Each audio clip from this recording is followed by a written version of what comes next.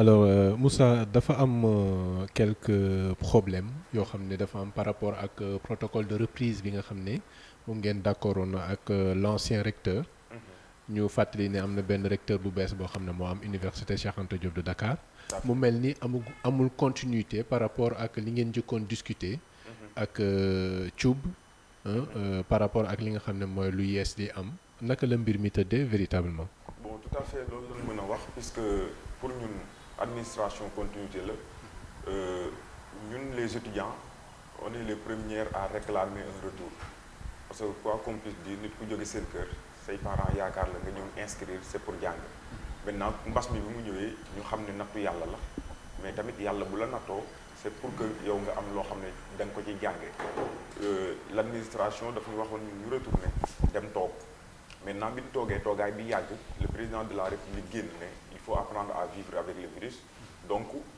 naturellement ñun tamit dana war a jéem a jàng dund ak virus bi ci lañ demee wax leen ne ñun honnêtement dañu bëgg a retourner ci biir retour boobu nag y avait comme ni nga ko waxee le recteur Ibrahima Thioub que je salue de passage toog nan nas ay pexe yoo xam ne noonu la ñuy retourner mais il s'est trouvé que ni pexe yooyu bi mu demee ba sotti dañoo changer recteur ci diggante bi moom bi mu ñëwee au lieu que mu continuer travail boobu noonu mais dafa changer complètement ñun li nga xam ne moom lañ tënkoon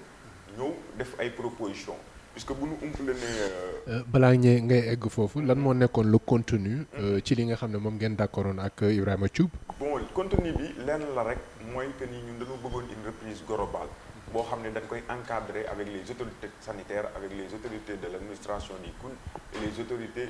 de l'université puisque université ñaari campus la le campus social et le campus pédagogique naturellement le recteur c'est le patron du campus pédagogique mais le patron du campus social aussi c'est le directeur du COUL donc ci loolu lañ waxtaane woon tënk mais il s'est trouvé que ni loolu lépp bi mu ñëwee moom daf ko balayé proposé lu bees loolu nag ñun ñu ci lañu àndul. lu bees li mooy lan. lu bees li mu proposé mooy daf ñu woo waxtaan boo xam ne dañu waroon toog sottante xalaat parce que quoi qu'on puisse dire bu ñu perd pas de vue que ni les étudiants constituent la majorité à l'université puisque sans les étudiants ñoom ñëpp amuñu fa raison d'être donc ñun bi ñu ñëwee dañu def ay propositions moom it mu def proposition mais dañu waroon a daje à une assemblée de faculté pour waxtaan il y avait le médiateur de la République le chargé des affaires pédagogiques ñu toog waxtaan ak ñoom ñu def proposition ñun ba foofu proposition lañ ko jàppoon maintenant il s'est trouvé bi ñu demee assemblée de faculté affaire bi nekkul proposition mais loo xam ne ñun dañu ko imposer ñun nag on s'est dit que ce plan de reprise ànduñu ci te plan de reprise boobu noonu daf ñuy renvoyer directement ci li xewoon au congrès de Berlin puisque mënoo di décider sooru ñeen ay nit ñoo xam ne ñooy constituer majorité bi sans pour autant ñoom ñu am fa ay responsabilité puisque ñun ñooy étudiants yi ñun ñooy fréquenter amphithéâtre ñooy fréquenter restaurant yi ñooy fréquenter le campus social en résumé donc ñun am na loo xam ne ñun rek ñoo ko mën a comprendre parce que ñun ñoo koy dund mais moom li mu proposé ñun ànduñ ci tey ànduñu ci ëllëg puisque proposition bi dañ ko décliner wax leen ne nag ñun lii lañu proposé te ci lii conditions yi rek lañ mën a retourner à l'université. D'accord ñoom direction bu bees bi lan lañ leen proposé en termes de reprise. une reprise graduelle c'est-à-dire dañuy indi étudiants L3 yi ak master 1 yi qui constituent les 25% des étudiants ñooñu bu ñu ñëwee bu ñu jàngee les autres étudiants ñoom dañuy rester 16 heures au moment où ñu leen di envoyer les cours en ligne maintenant nag li ñu ci bañ mooy maanaam étudiants yooyu noonu depuis le début ñun loolu lañ mës a bañoon c'est-à-dire ñooñu majorité bi ay étudiants L1 la L2 te ñëpp xam na ne mën nga dem ba L2 te doo am bourse donc naturellement couverture réseau bi demeewul noonu à l'intérieur du pays te majorité étudiants yi dëkkuñu Dakar donc conditions yooyu yëpp ñun bi ñu ko xoolee càmbar ko on s'est dit que ni lii c'est impossible donc il faut que reprise bi nekk une reprise globale au moment où étudiants yi yëpp ñëw ñu respecter les gestes barrières puisque bu ñu perdre pas de vue aussi que ni nous sommes des personnes instruites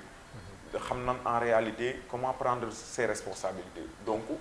ñoom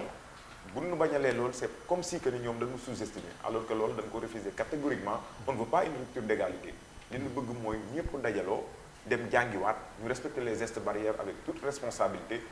année bi jeex ku ne ñibbiwaat ci jàmm quoi. alors ci contexte Covid la ñu nekk. boo xam ne il y a des mesures particulières yoo xam ne.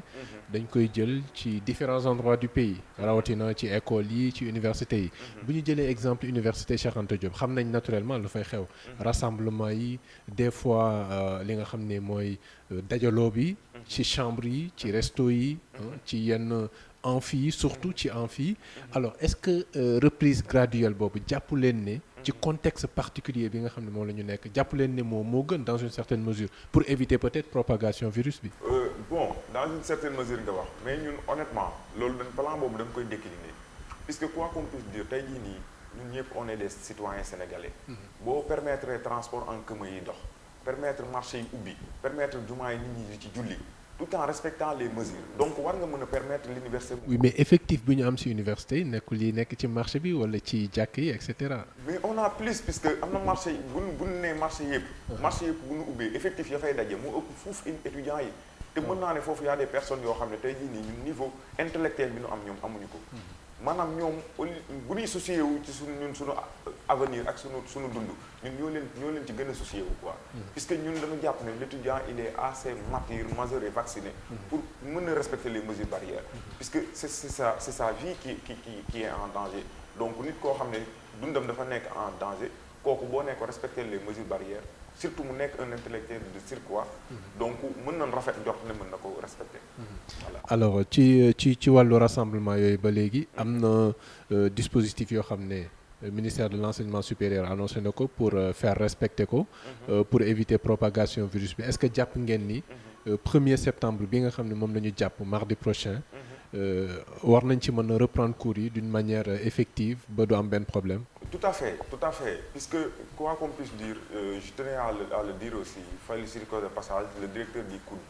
puisque campus social mën naa ne li moo ëpp lu muy abrité ci ay nit que ni le campus pédagogique puisque majorité étudiants yi bu ñëwee dañuy jàngale ni dañuy ñibbisiwaat campus social foofu gis nañ fa benn travail boo xam ne am na avancement trop puisque hier rek moo ci mujj dem naa def visite mais il s'est trouvé que ni monté nan ay robinet yoo xam ne ça vous permet au-delà ngay yëkkati sa loxo da ngay teg sa tànk ti touche benn genre pédale la da nga koy teg sa tànk ndox bi génn nga jël gel nga raxasu après nga dem nga continuer sa jàng te am na ay experts yu bëri yu ci wax nee na virus bi je peux citer Didier Raoult koo xam ne ñun ñëpp xam na ne xam-xamam lu màcc la ci feebar bi nii nee na virus bi ni nga ko chance yi nga ko mën a choper ak sa loxo sax bokkut ak yi nga ko mën a choper ak sa gémmiñ voilà ak sa bakkan donc mesure yooyu noonu def nan ko ni ñu ko defee ci campus social bi donc mën nañ ko defee noonu ci campus pédagogique yi étudiants yi retourné massivement le 1er septembre ñëpp jàngi année bi jeex ñi delluwaat vaquer à leur préoccupation. D'accord alors autorités universitaires yu bees yi ñoom dañu proposer benn reprise graduelle. yéen vous êtes pour une reprise globale. mais entre étudiants. am na ñu ci d'accord am na ñu ci d'accordul. bon à vrai dire. bu ne entre étudiants pour man étudiants yi seen kàddu dafa am ñu ko yor c'est le collectif. te collectif bi bu ci d'accord rek on sous-entend que ni étudiants yëpp d'accord nañ ci puisque collectif boobu noonu étudiants yi ñoo leen mandaté. mais est-ce que étudiants yëpp bokk nañu ci collectif yi les différents amicales et cetera est-ce que bokk nañ ci. bon tout à fait puisque étudiant boo xam ne da nga inscrire. naturellement tu appartiens à une faculté. donc faculté boobu noonu bu ñu defee ay élections yoo xam ne c'est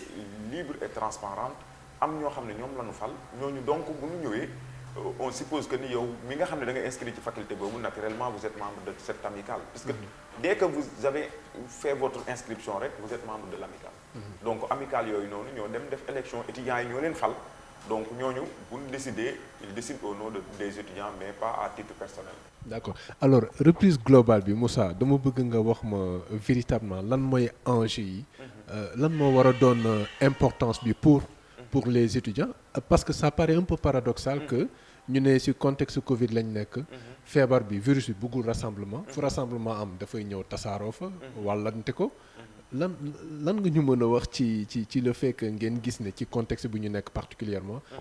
reprise globale bi lu baax la ci. voilà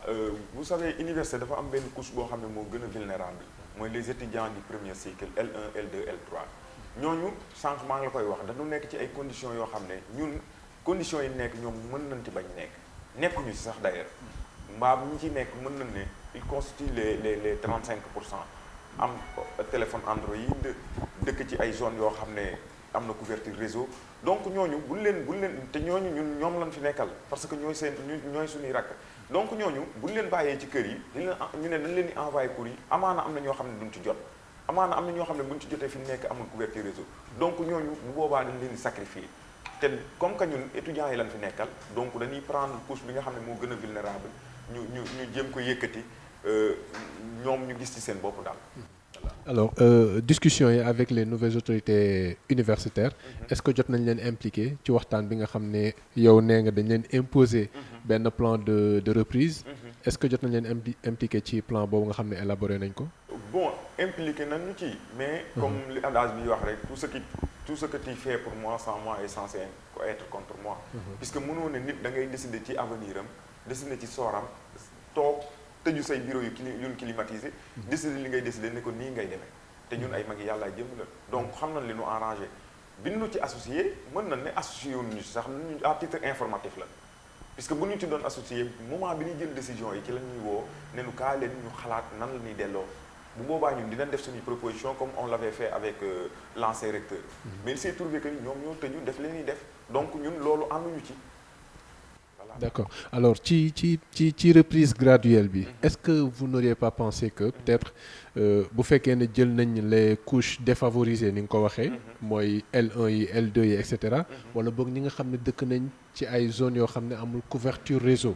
ñooñu est-ce que jàppoo ne dans la dynamique d'une reprise graduelle ñu prioriser ñooñu indi leen fii ñi nga xam ne ils ont une couverture am les moyens ñu bàyyi leen à la maison di leen envoyer cours yi jàppoo ne mën na nekk proposition bu jàll. C'est une possibilité puisque tamit ñun ñëwuñu rek ne voilà li ngeen proposé ñoo ko lànk ñoo bañ toog fas suñu kanam non on a proposé li ñu proposé mooy reprise globale bi wa ilaa bu ñu mënul reprise globale bi ñu toogaat autour d'une table ñu waxtaan te au-delà de ça bëggoon naa attirer seen attention ci benn affaire confidence la am na yeneen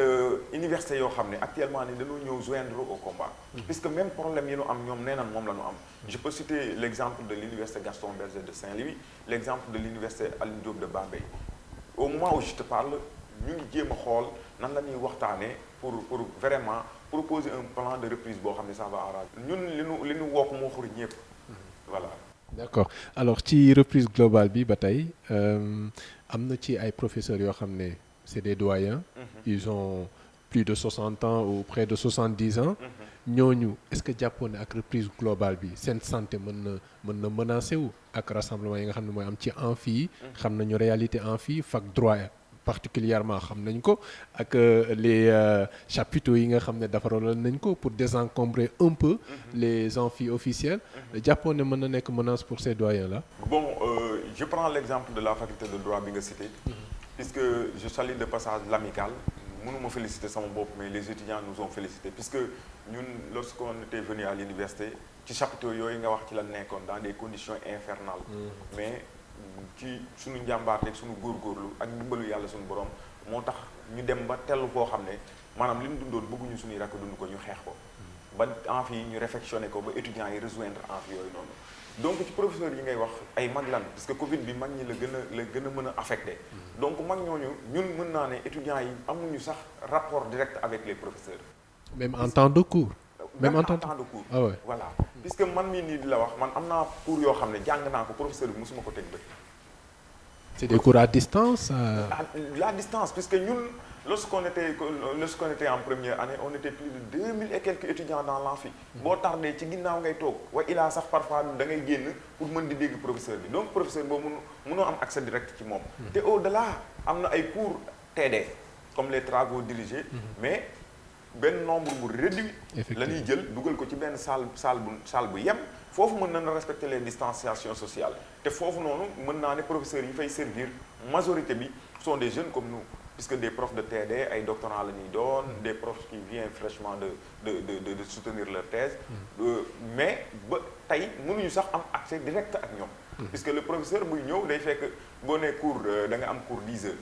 yow 9h30 na la fekk ci salle bi nga toog di ko préparer donc moom buy ñëw day fekk étudiants yëpp dugg am na ay professeurs sax yoo xam ne buñ la njëkkee dugg ci salle bi doo dugg donc manière yooyu noonu pour man dañ koy appliquer que ni professeur bu la jiite salle bi doo dugg avant professeur bi dugg étudiants yi mën nañu dugg respecter la distanciation sociale. Maintenant professeur bi bu ñëwee moom il entre directement dina am distance ak étudiants yi puisque les 1 mètre plus d'1 mètre professeurs yi dañ koy am ak étudiants yi. donc tu fais ton cours tu sors après les étudiants vont te suivre foofu pour man amul risque pour contaminer qui que ce soit. d'accord alors wax nga ko léegi ci li nga xam ne mooy travaux dirigés yi. généralement c'est des jeunes. ñoo koy def des doctorants. nee nga ci biir travaux dirigés dans les salles de classe. mën nañu respecter gestes barrières yi. bu ñu delluwaatee ci amphi yi. xam nañ ne amphi yi surnombre moo fay nekk. tout à fait n'est-ce pas nee nga da ngeen di def reprise globale. dans le respect des gestes barrières. maintenant bu fekkee ne dugg nañ ci amphi yi. ak surpopulation d'étudiants bi nga xam ne moo fay am. est-ce que jàpp nga ne matériellement. mën na am respect geste barrière particulièrement wàllu distance physique bi. c'est quasi impossible là moom dama la ciy rejoindre. kon est-ce que finalement c'est une proposition de reprise globale mën na nekk finalement. bien sûr. dans quelle mesure. voilà je fais une proposition. c'est-à-dire maanaam à l'université imagine benn amphi boo xam ne daan jël plus de prenons 300 étudiants. amphi boobu noonu. maanaam faculté bu ne tamit bu ñu perdre pas de vue que ni am na ay réalité man plan de reprise bi global dañ koy accepter maintenant chaque faculté avec ses réalités ñoom mën nañu toog autour d'une table puisque l'amicale de la faculté de droit mën na toog avec le doyen de la faculté de droit nekk doyen bi il est professeur en même temps comprendre la liy xew ci amphi donc mën nañ dresser benn plan de reprise boo xam ne au lieu que étudiants yëpp di rejoindre pourquoi ne pas diviser puisque heure yi bëri na nga ne ay cohortes quoi ay cohortes quoi voilà. Maintenant au lieu que 300 étudiants di ñëw di rejoindre amphi bi pourquoi pas les 100 ñëw après les 100 c'est bien possible puisque on a largement le temps voilà. D'accord alors bu ñu ñëwee maintenant ci entre les problèmes entre étudiants je vais pas dire problème mais incompréhension peut-être wala ni ngeen koy waxee yéen sabotage parce que ku àndul ak yéen da ngeen di jàpp ne dafa saboter quoi alors que vous êtes des intellectuels. Contradiction mën na am ku nekk mën na am sa position et cetera am na ci yenn étudiants yoo xam ne fallait que je te pose la question am na ci yenn étudiants yoo xam ne dañu ne yéen ñi nga xam ne da ngeen def reprise globale am na loo leen séntu ci ginnaaw reprise globale bi bien sûr lu am la wala am na luñ ciy séntu lan la exactement luñ ciy séntu mooy ñi nga xam ne ñoo ñu jiital ñu wan na leen ne ñi ngeen jiital am na foo xam ne bu ñu fa eggee ab mat nañ leen doon. oui mais en termes d'intérêt particulier quoi yoo xam ne yéen ñiy jiite yéen a koy akimu et cetera. non je pense que comme le célèbre romancière Fatou Diom di wax rek partout où on va il y aura toujours des champs et des loups. puisque am na ñoo xam ne dañuy nangu am ñoo xam ne duñ nangu puisque sànq yaa ngi wax contradiction pour man la contradiction faculté de droit nga ko gën a mën a fekk puisque le droit est un tout petit peu contradictoire ku nekk position bi nga ci am voilà c'est comme le travail d'un tailleur da ngay am sa problème nga ñëw ne ko problème tel laa am mu ne la nii ak nii ngay def donc tailleur bi ngay confier problème bi boo demee ci beneen tailleur mën na la jox beneen solution bu bokkut ak bi la tailleur biy jox donc contradiction boobu mënta ñàkk am na ñoo xam ne duñ nangu parce que tamit y a toujours des mauvais perdants puisque amicales yi bu ñu fàttali ne bu ñuy dem dañuy dem ci dynamique élection dañuy ku ne day samp sa ndënd dem battre campagne étudiants yi xool ñi nga xam ne ñoom lañ yaakaar ñu fal leen des fois nag nga gis koo xam ne da ngay perdre mais tu perds avec la grandeur avec dignité aussi accepter ne ñii lan fal nga topp seen ginnaaw mais par contre am na ñoo xam ne mën na nekk sax à l'intérieur de l'amicale pour des intérêts yoo xam ne c'était des intérêts crypto personnels jotuñu ci mën nañ toog fi ñu toog di sànni ay xeer mais yooyu yëpp ñun dañ koy accepter parce que buñ la jiitalee ñëpp nga war a njaboote nit ki nga xam ne day nangu nit ki nga xam ne du nangu ki objectif ak ki subjectif ñoom ñëpp da nga leen di boole njaboote donc yooyu mënul ñàkk mais de toute façon retenez que ñun on est là pour les étudiants on est là pour servir les étudiants te comme li ñu wax ci suñu communiqué bi rek on reste catégorique tant que intérêt étudiants yi jiitaluñ ko plan de reprise bi moom nan jàpp ne ce n'est que illusion. D'accord alors pour terminer lan mooy doon préalable yi nga xam ne moom ngeen bëgg ñu bàyyil leen ko xel parce que ça fait 5 mois que l'université n'est pas occupée ça fait 5 mois que defu leen cours certainement amphi yu bëri actuellement poussière nañ am na yenn endroit yu bëri yoo xam ne di ngeen koy utiliser nekkul ci condition yoo xam ne mën ngeen ko utiliser aussitôt que ngeen reprendre cours sans que ñu am lu ñu ci def. En termes d'hygiène lan yan exigence ngeen poser pour que balaa ngeen ni mën a reprendre ngeen mën reprendre ci conditions yu optimales. Effectivement sànq maa ngi la koy wax ni à travers le campus social le directeur du COUN avec les présidents des commissions sociales distinctes ñoom am na travail boo xam ne def nañ ko ci côté campus social bi moom mën naa ne tout est clean quoi étudiants yi nan dalal seen xel. campus pédagogique bi campus pédagogique bi on est trop en avance sax waaw puisque la faculté de droit je salue de passage le président de la commission pédagogique monsieur Mamour Kébé et monsieur Amadou Lafkadio le président de la commission environnement et en même temps l'administration puisque gis naa récemment ça fait 3 jours dem nañ ci amphi yi wut ay pompe ñu pomper amphi yi désinfecté ko ba pare yooyu yëpp on les a postés pour montrer aux étudiants que ni y a rien à craindre venez le 1er septembre une reprise globale est bien possible ñun ñëpp ñu jàng ci ay conditions yu normales quoi sans choper le virus. Donc pare ngeen dans 3 jours ngeen reprendre cours yi. on est plus que prêt. D'accord. Quel est le message bi ngeen di adressé étudiants yi de manière générale. Bon message bi ñuy adressé étudiants yi de manière générale mooy ñu dalal seen xel xam ne ñi ñu jiital nekk nañ ay njiit yoo xam ne mat nañ jiit depuis Covid bi mu commencé ba léegi y a à peu près plus de 6 mois am na ay étudiants yoo xam ne seen kër bu ñu fa demee tabaski leen fa yóbbu dañuy tabaski ñu dellu si ñooñu tamit ñu leen saluer de passage ñu ngi di travailler avec le COUD di travailler avec aussi le campus pédagogique ci conditions yi nga xam ne maanaam war nañ ko mettre en place pour que étudiants yi ñëw comme li ma wax sànq rek